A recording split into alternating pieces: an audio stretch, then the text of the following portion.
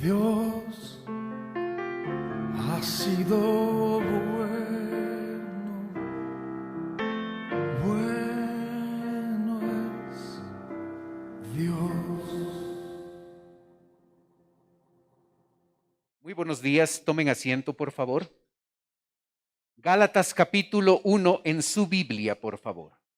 Gálatas capítulo 1. Vamos a ver un resumen de todo lo que hemos aprendido en esta serie de mensajes. Empezamos en capítulo 1, los versos 1 y 2. La Biblia dice: Pablo apóstol, no de hombres ni por hombre, sino por Jesucristo y por Dios el Padre que lo resucitó de los muertos, y todos los hermanos que están conmigo, a las iglesias de Galacia, gracia y paz sean a vosotros de Dios el Padre y de nuestro Señor Jesucristo, el cual se dio a sí mismo por nosotros, pecadores, para librarnos del presente siglo malo, conforme a la voluntad de nuestro Dios y Padre, a quien sea la gloria por los siglos de los siglos. Amén. Estos versículos forman parte de la primera sección de una carta, la introducción. Y en la introducción de una carta, usualmente se establece quién es el autor, y aquí nos dice Pablo, apóstol, no de hombres ni por hombre, sino por Jesucristo y por Dios el Padre. El apóstol Pablo empieza esta carta mostrando la importancia de el hecho de que él es apóstol. Recuerde que en la carta a los Gálatas, los falsos maestros van a llegar a tratar de dañar la identidad del apóstol Pablo. Porque si la identidad de una persona es dañada, entonces su mensaje también no debe ser alterado. Y por eso Pablo empieza diciendo: yo soy apóstol, yo soy una persona escogida por Dios. Así es que este mensaje que el apóstol va a transmitir viene de Dios de manera directa. Lo comunica a las iglesias de Galacia. Y la región de Galacia incluye 4 ciudades: Antioquía de Pisidia, Iconio, Listra y Derbe. Así es que son iglesias que en estos lugares se formaron, se establecieron, y a estas iglesias son las que el apóstol Pablo está dirigiendo esta pequeña carta. Lo hace a través de una salutación, una típica salutación de ese tiempo: gracia y paz sean a vosotros. Es interesante cómo este típico saludo llega a tener un significado especial para nosotros los creyentes, porque es por la gracia de Dios, por el favor no merecido de Dios, que nosotros obtenemos salvación, y al obtener salvación hacemos la paz con Dios y luego hacemos la paz el uno con el otro. Entonces tiene un significado muy importante para nosotros. Esta gracia y esta paz proceden del Dios el Padre y de nuestro Señor Jesucristo. Esta paz no es una paz barata, no es lograda a través de un acuerdo entre 2 personas que después de un tiempo se rompe. La fuente de esta paz y de esta gracia es Dios mismo. Se nos muestra en este saludo cómo el propósito de Dios en el verso 4 ha sido morir por nuestros pecados. Y esto tiene una aplicación particular, porque aquí dice: para librarnos del presente siglo malo. Nosotros no tenemos que vivir como el mundo vive, de acuerdo a esos principios, de acuerdo a ese estilo de vida. Dios ha cambiado esto. Esta salvación no solo nos ha dado el hecho de poder tener vida eterna, sino ha transformado nuestro diario vivir, y nosotros ahora estamos libres, liberados de esa forma pecaminosa de vivir que el mundo tiene. Por ese motivo, el apóstol Pablo en el verso 5 termina diciendo: a quien sea la gloria por los siglos de los siglos. Amén. Por supuesto, esa salvación y ese nuevo estilo de vida, esa transformación que Él ha realizado, Él lo ha hecho. No tiene que ver, no es algo que yo hice, no es algo que yo gané a través de las obras, y porque es algo que Él ha hecho allí en la cruz de Calvario, Él debe recibir la gloria y la honra. Así empieza esta salutación. Luego el apóstol Pablo pasa al grueso de la carta, es decir, al contenido, y va a ir desde el versículo 6 en adelante y va a empezar a describir cuál es el problema que estos creyentes de Galacia tienen. El verso 6 dice: estoy maravillado de que tan pronto os hayáis alejado del que os llamó por la gracia de Cristo para seguir un evangelio diferente. No que haya otros, sino que hay algunos que os perturban y quieren pervertir el evangelio de Cristo. Mas si aún nosotros o un ángel del cielo os anunciare otro evangelio diferente del que os hemos anunciado, sea anatema. Recuerde, los falsos maestros están introducidos en las iglesias de Galacia, y lo que ellos están haciendo es tratando de convencer a los cristianos gentiles que esa aceptación de Cristo en su vida para ser salvos no es suficiente. Ellos necesitan adoptar todas las normas, todo el legalismo, todas las ceremonias del Antiguo Testamento para poder ser salvos. Y dentro de esas reglas y todas esas cosas, la circuncisión es una de las reglas, es una de las cosas que ellos necesitan adoptar para ser reconocidos como salvos, para ser reconocidos como pueblo de Dios. Así es que Pablo se maravilla de que tan pronto se hayan alejado de la gracia de Dios.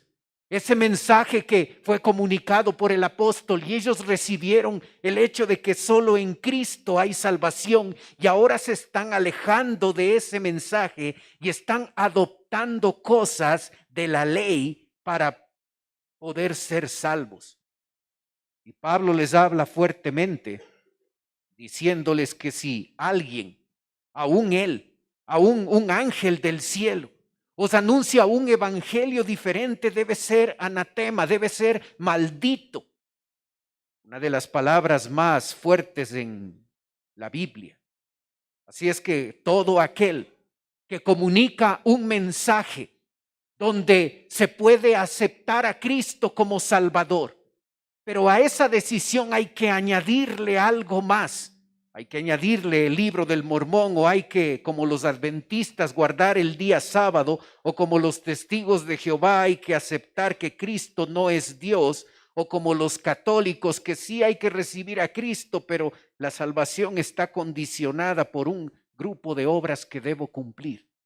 Todo lo que se suma a Cristo para llegar a ser salvos o para mantener esa salvación, la persona debe darse cuenta que es mala doctrina. El evangelio comunica la realidad de que Cristo murió en la cruz de Calvario y su sacrificio para cada persona es suficiente. No necesito añadirle algo más a ese mensaje, a esa salvación, porque si añado, soy maldito. Estoy comunicando un evangelio diferente. Estoy dañando una de las doctrinas fundamentales del cristianismo. Aquí no debe haber tolerancia. Aquí no debe haber una aceptación. Ok, usted cree un poquito diferente a mi persona, entonces no es problema. Nosotros necesitamos ser fieles al Señor. Y una de las doctrinas fundamentales es que en Cristo hay salvación. Y no se necesita nada más. No necesito una religión, no necesito una lista de reglas, no necesito circuncidarme, no necesito una experiencia, necesito solo a Cristo, porque la cruz de Cristo es suficiente para salvarme, y todo lo que añada a ese mensaje es una perversión del mensaje de la palabra de Dios. Estos creyentes gentiles, engañados por los falsos maestros, esto no les quita responsabilidad. pero engañados por ellos, llegaron a convencerse de que esto iba a mejorar su vida. ¿Observó los términos que utiliza el versículo 7? Perturban, perversión. La vida cristiana no mejora cuando nosotros nos alejamos del claro mensaje de la palabra de Dios. Estos creyentes no habían mejorado su vida espiritual. Estaban perturbados, su vida ya no era lo que al principio fue cuando solo aceptaron la gracia de Cristo. No podemos alejarnos, no nos conviene, nos afecta nuestra vida espiritual cuando nosotros llegamos a adoptar un mensaje tergiversado. El apóstol Pablo está tan interesado en que quede claro cuál es el mensaje que él les ha comunicado, que va a empezar una defensa del evangelio. Y esto va a ir desde el versículo 11 de nuestro capítulo 1 y se va a extender hasta el capítulo 2, verso 10. Va a defender el evangelio porque es el evangelio y ese mensaje que comunica la cruz de Cristo, el mensaje que necesita tanto el que no es creyente, así como el que ya lo es. Verso 11 dice: mas os hago saber, hermanos, que el evangelio anunciado por mí no es según hombre, pues yo ni lo recibí ni lo aprendí de hombre alguno, sino por revelación de Jesucristo, porque ya habéis oído acerca de mi conducta en otro tiempo en el judaísmo, que perseguía sobremanera a la iglesia de Dios y la asolaba, y en el judaísmo aventajaba a muchos de mis contemporáneos en mi nación, siendo mucho más celoso de las tradiciones de mis padres. Observa la naturaleza del evangelio en el verso 11. El mensaje del evangelio es divino. No es un mensaje inventado por una iglesia, inventado por un pastor. La fuente de ese mensaje del evangelio procede de Dios mismo. Esto no es anunciado por mí o es según hombre. Yo lo recibí por revelación de Jesucristo. No podemos alterar el mensaje. El mensaje siempre es el mismo y debemos ser fieles al Señor con el mensaje del evangelio y no añadir nada más. Y luego, para poner peso a esta defensa que el apóstol Pablo está haciendo del evangelio, él va a contar su propio testimonio. Él, como un judío ortodoxo, es decir, extremo, este hombre llega a darse cuenta que la iglesia del primer siglo, según él, es una secta. Y están comunicando un mensaje incorrecto. En Cristo hay salvación. Y para Pablo ese es un mensaje equivocado, porque es a través de la ley que uno obtiene salvación. Eso es lo que Pablo piensa. Lo ha creído toda su vida, ha estudiado esto toda su vida. Y como este nuevo grupo están enseñando otra cosa distinta, Pablo toma en sus manos el trabajo de perseguir a esta secta, la iglesia, el cristianismo, sin saber que en un momento de su vida llega a tener un encuentro personal con Cristo allí en Hechos 9. Y cuando llega a tener un encuentro personal con Cristo, toda esa confianza que él tenía en la ley de Dios, y recuerde, la ley de Dios no es el problema es nuestra incapacidad para cumplir la santa y perfecta ley de Dios. Se da cuenta que su salvación no se basa en la ley. Su salvación se basa en la persona del Señor Jesucristo. Y con toda la dificultad que para un judío ortodoxo tenía, desligarse de la ley del Antiguo Testamento y aceptar que solo en Cristo hay salvación y no necesito la ley del Antiguo Testamento para ser salvo, el apóstol toma una decisión difícil por ser un judío ortodoxo, negando todo lo que había aprendido y llega a la conclusión que solo en Cristo hay salvación. Pablo les dice: falsos maestros, yo cuento mi experiencia.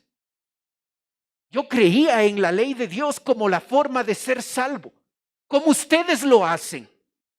Pero me llegué a dar cuenta que la salvación no está en la ley de Dios. La ley de Dios me empuja a llegar a Cristo, en quien sí hay salvación. El cambio en mi vida es un argumento válido que puedo mostrarles a ustedes para que ustedes vean que en la ley de Dios no hay salvación, sino en Cristo.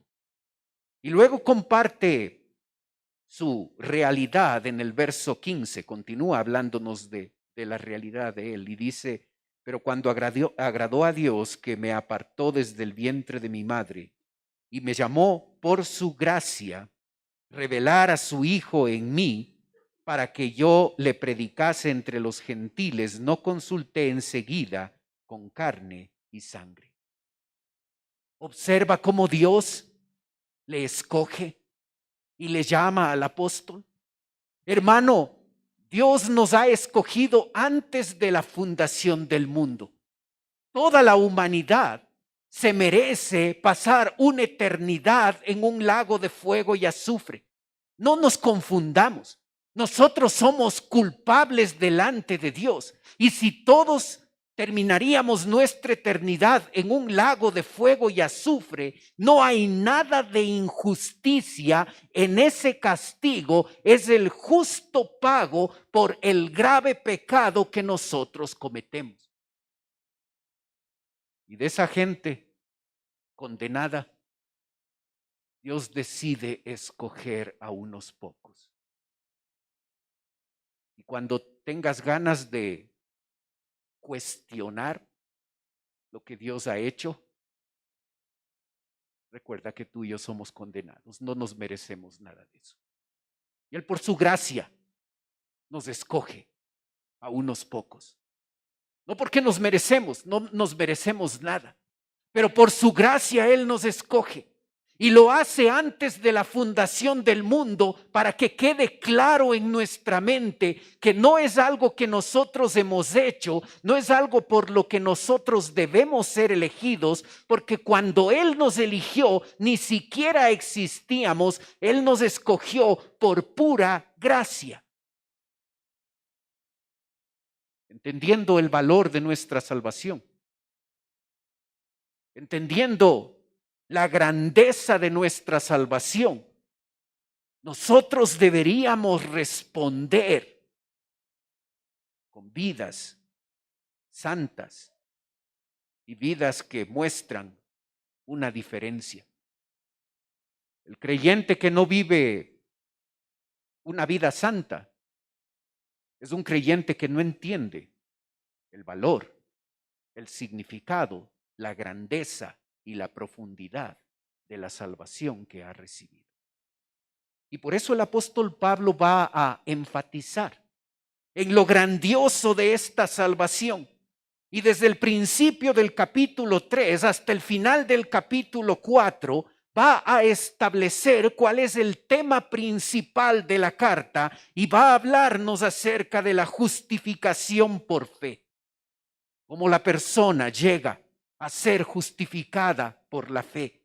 Y para argumentar esta tesis que él establece, empieza poniendo el ejemplo de estos creyentes de Galacia. Y los 5 primeros versículos del capítulo 3 nos dice: oh Gálatas insensatos, ¿quién os fascinó para no obedecer a la verdad, a vosotros ante cuyos ojos Jesucristo fue ya presentado claramente en vosotros como crucificado?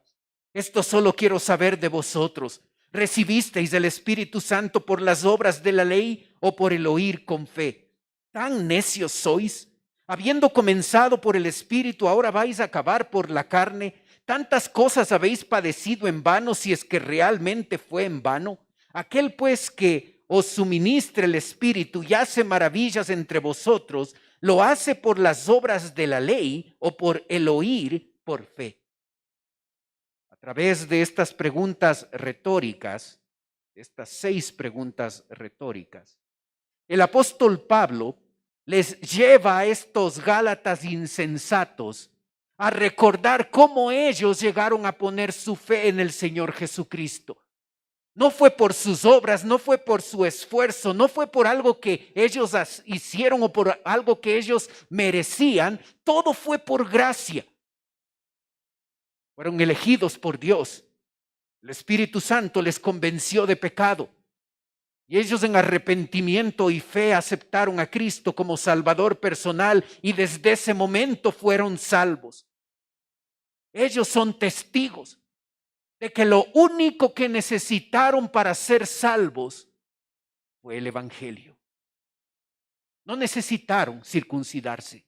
No necesitaron toda la ceremonia del Antiguo Testamento para eso. Y ellos que habían experimentado de primera mano cómo una persona se salva, ¿cómo ahora pueden llegar a engañarse y pensar que Cristo no es suficiente y que necesitan añadir a su vida algo más, porque si no, no pueden ser salvos? El apóstol defiende la justificación por fe con el ejemplo de los Gálatas. Y nosotros podemos recordar cuál fue nuestra experiencia. Nosotros fuimos salvos, no por algo que hayamos hecho, no por asistir a una iglesia, no por tener una religión. Fuimos salvos cuando depositamos la fe en el Señor Jesucristo.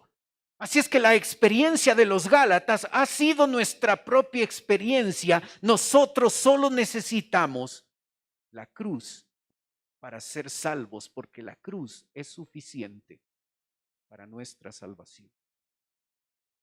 El apóstol va a fortalecer su defensa de la justificación por fe, apoyándose en el Antiguo Testamento.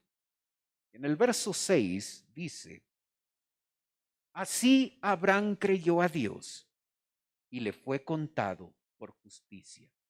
Sabed por tanto que los que son de fe, estos son hijos de Abraham.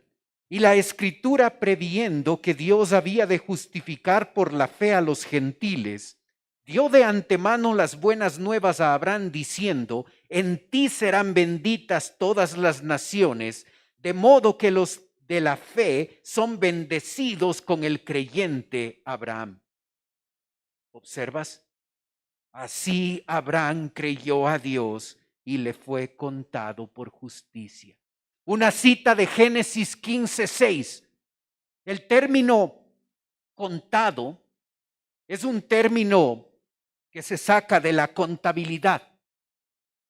La cuenta de Abraham estaba en rojo, estaba en bancarrota espiritual. Y todo lo que podría haber hecho, todas las obras que él pudiera haber hecho, no iban a modificar su situación espiritual. Lo único que podía modificar esa cuenta que estaba en bancarrota era recibir el depósito de la justicia perfecta de Cristo. Pero para que eso ocurra, Abraham debía creer que la salvación estaba en Dios. ¿Observas cómo funciona? Desde el principio ha sido así hasta el final de los tiempos. La persona tiene que creer que en Dios hay salvación. No en una iglesia, no en una religión, no en ciertas obras que yo puedo realizar. La cruz es suficiente para salvar. Es interesante que Abraham se salva allí en Génesis 15:6. Y después de 400 años, no pierdas esto, después de 400 años, Dios va a dar la ley. ¿Observas por qué el ejemplo de Abraham es perfecto?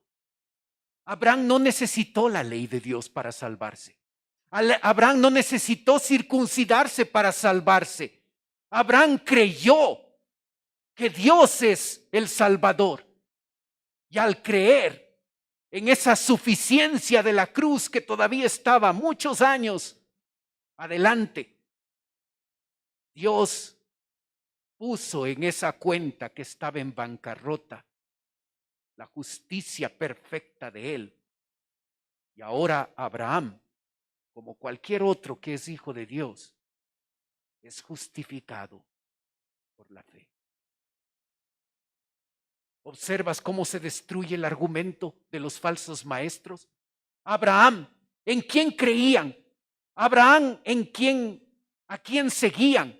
Abraham, a quien predicaban, era un ejemplo claro de que él no necesitó la ley de Dios para salvarse, porque no necesitamos la ley de Dios para salvarnos. La ley de Dios nos empuja, es como una nana que nos empuja a la cruz, porque en la cruz hay suficiencia para la salvación de cualquier persona.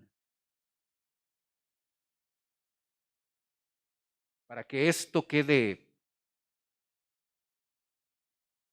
para que la salvación tenga un sello de importancia en lo que Pablo está comunicando, él va al verso 15 y va a hablarnos de un concepto de pacto. Hermanos, habla en términos humanos. 3:15. Un pacto, aunque sea de hombre una vez ratificado, nadie lo invalida ni lo añade. Ahora bien, a Abraham fueron hechas las promesas y a su simiente. No dice y a las simientes como si hablase de muchos, sino como de uno. Y a tu simiente, la cual es Cristo. Esto pues digo, el pacto previamente ratificado por la cual es Cristo, previamente ratificado por Dios para con Cristo. La ley que vino 430 años después no lo abroga para invalidar la promesa, porque si la herencia es por la ley, ya no es por la promesa, pero Dios la concedió a Abraham mediante la promesa. Atrás de nuestra salvación está un pacto unilateral de Dios. Dios hace un pacto. Dios se mete en un acuerdo unilateral para mostrar ese sello de nuestra salvación. Esto no es una promesa liviana, esto no es una promesa como nuestras promesas. Esto es un concepto de pacto que está atrás de nuestra salvación, cuando antes de la fundación del mundo, por pura gracia, tú y yo somos escogidos por Dios y Dios nos lleva en ese proceso, y ese día que tú y yo recibimos a Cristo como Salvador personal, su Espíritu Santo fue el que sensibilizó nuestro corazón y nuestra voluntad, nos convenció de pecado, y cuando nos presentaron el Evangelio fue tan sencillo aceptar a Cristo. No fue porque ese día nos levantamos espirituales y queríamos algo religioso en nuestra vida, fue obra del Señor ya establecido antes de la fundación del mundo, y nos llevó por ese proceso hasta que Él nos salvó. ¿Observas cuánta gracia y cuánto amor? Y nada de casualidad en esto. Y nada de aporte o intervención.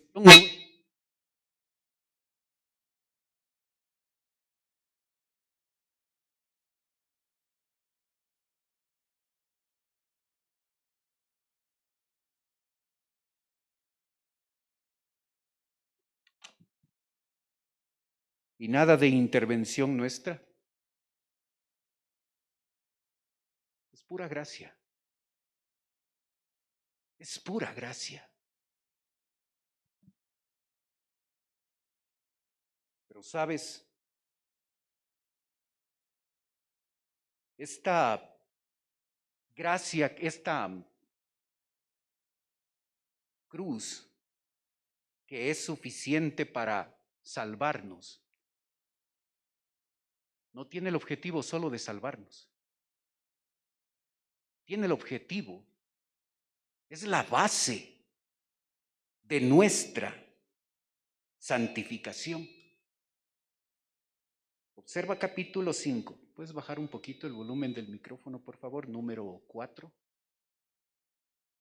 Capítulo 5, verso 1. Estad pues firmes en la libertad con que Cristo nos hizo libres, y no estéis otra vez sujetos al yugo de esclavitud. He aquí yo, Pablo, os digo que si os circuncidáis, de nada os aprovecha Cristo. Y otra vez testifico a todo hombre que se circuncida, que está obligado a guardar toda la ley. De Cristo os desligasteis, los que por la ley os justificáis, de la gracia habéis caído. ¿Sabes?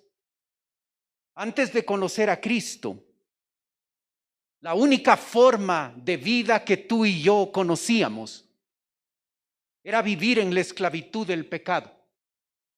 Podíamos ser religiosos, podíamos ser moralistas, podíamos asistir a una iglesia, pero la realidad era que éramos esclavos del pecado. La única forma que conocíamos de vivir. Cuando llegamos a Cristo, la cruz nos muestra la suficiencia que esa cruz tiene para salvarnos. Y solo por gracia tú y yo somos salvos. Pero esa cruz no es solo suficiente para salvarnos, sino es suficiente para santificarnos. Y desde ese instante que tú y yo recibimos a Cristo, tú y yo somos libres de esa esclavitud en la que estábamos sujetos por el pecado. Estad pues firmes en la libertad con que Cristo nos hizo libres. Hermanos, somos libres en Cristo. Ya no tenemos que vivir en pecado. Ya no tenemos que vivir como el mundo vive, ya no tenemos que tener los mismos principios, los mismos objetivos, la misma forma de vivir que un mundo que no conoce de Cristo tiene. La cruz de Cristo es suficiente para salvarnos, pero la cruz de Cristo es suficiente para santificarnos. Esa santificación primariamente es una obra de Dios. Es Cristo quien nos libera. No es nuestro esfuerzo, no es nuestra resolución, no son nuestras decisiones las que llegan a hacer primariamente que nosotros vivamos vidas santas.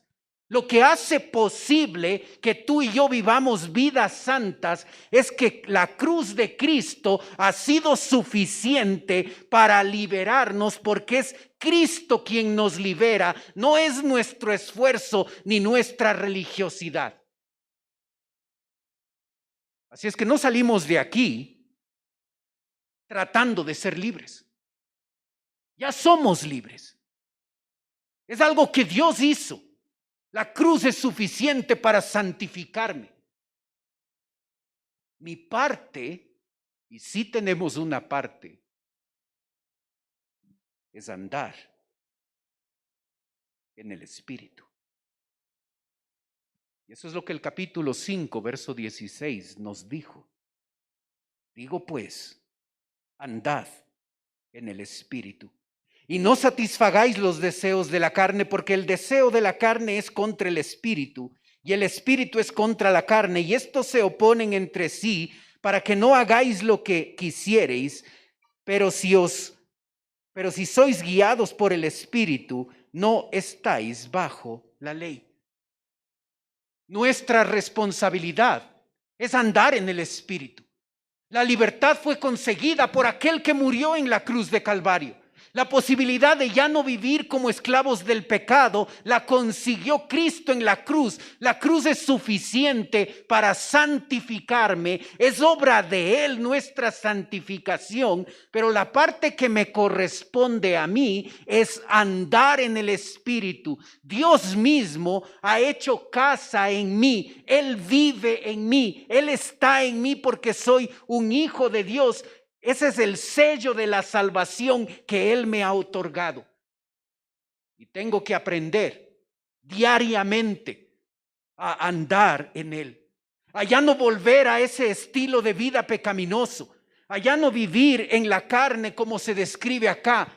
Ahora tengo la posibilidad real de vivir una vida distinta, de vivir una vida diferente, no porque estoy en una iglesia, sino porque Cristo, su muerte en la cruz, ha sido suficiente para salvarme y ha sido suficiente para santificarme. Soy libre en Cristo, soy libre en Cristo. Debo apropiarme de lo que por su gracia es mío y mi responsabilidad es andar en el Espíritu.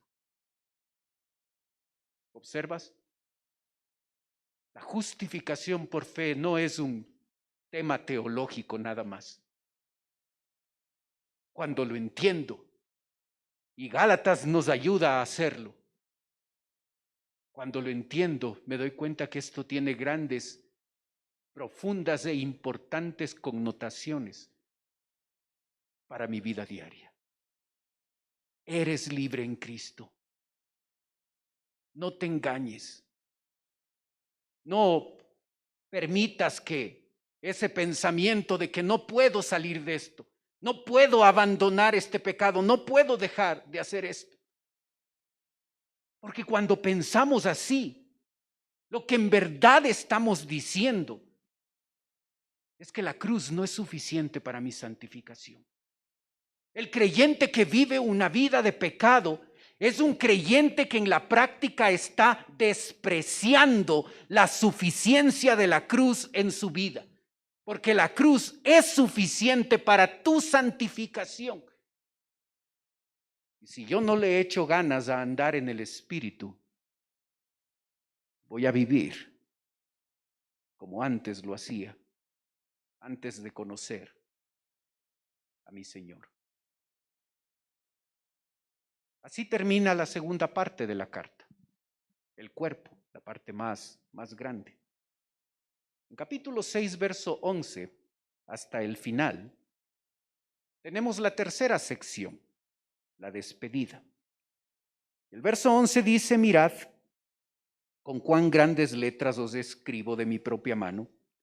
Todos los que quieren agradar en la carne, estos os obligan a que os circuncidéis solamente para no padecer persecución a causa de la cruz de Cristo. Porque ni aun los mismos que se circuncidan guardan la ley, pero quieren que vosotros os circuncidéis para gloriarse en vuestra carne. Pero lejos esté de mí gloriarme, sino en la cruz de nuestro Señor Jesucristo, por quien el mundo me es crucificado a mí y yo al mundo. ¿Observas cómo termina la carta? ¿Cómo Pablo vuelve a un tema crítico, la ley, la circuncisión? ¿Y cómo Pablo llega a decir: de lo que me glorío es de la cruz de Cristo? Porque esa cruz me dio salvación. De lo que me siento orgulloso no es de algo que yo he hecho. De lo que me siento orgulloso es que por la gracia de Dios un día entendí que la cruz es suficiente para mi salvación y por su gracia acepté ese mensaje y desde allí soy un hijo de Dios.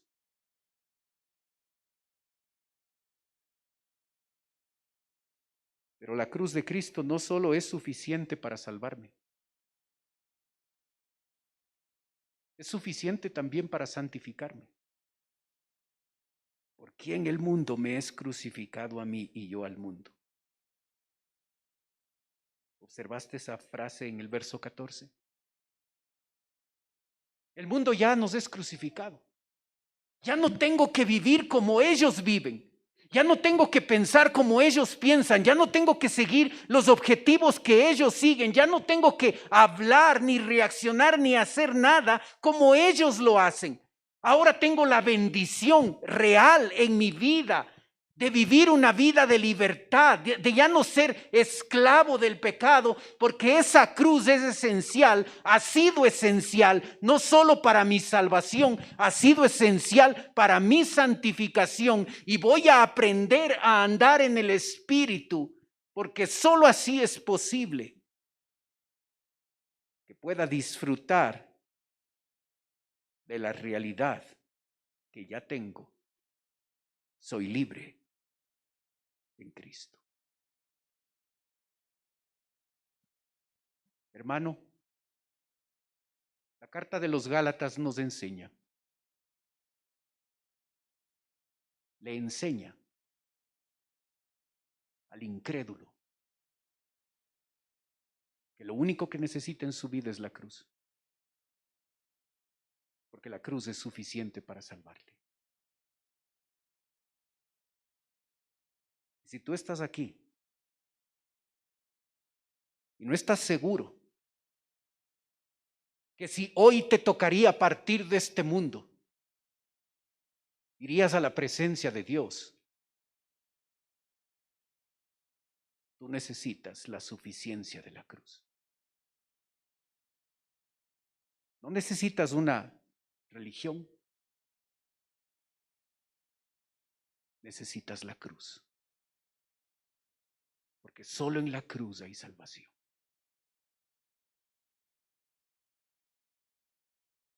Pero para nosotros los creyentes, los que ya tomamos esa decisión, nosotros necesitamos entender que la cruz es esencial para nuestra salvación.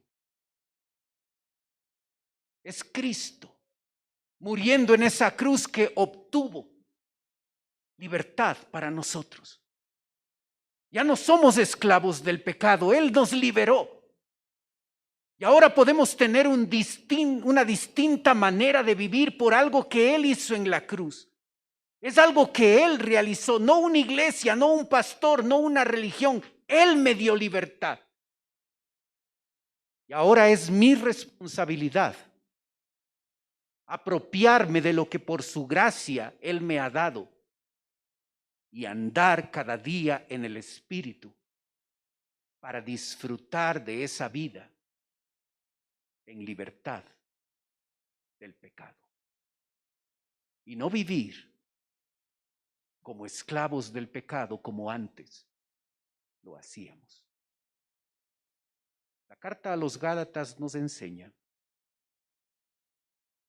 que la cruz de Cristo es suficiente para salvarnos y es suficiente para santificarnos. Oremos.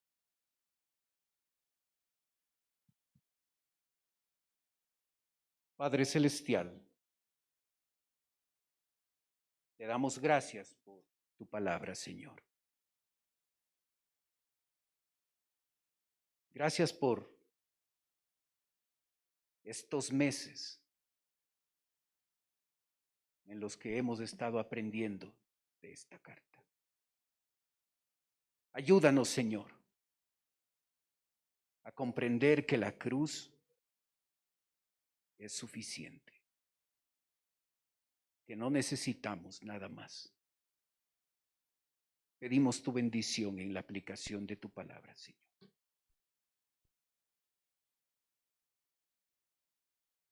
Mientras usted sigue orando, por favor. Puede ser que esta mañana nos está visitando alguien por primera vez. Y si ese es su caso, y usted quiere permitirme orar por usted, mientras todos tienen sus ojos cerrados, usted puede levantar su mano. Con eso me está indicando, vengo por primera vez, ore por mí. ¿Hay alguien así esta mañana con nosotros? Si es la primera vez con nosotros, levante su mano, por favor.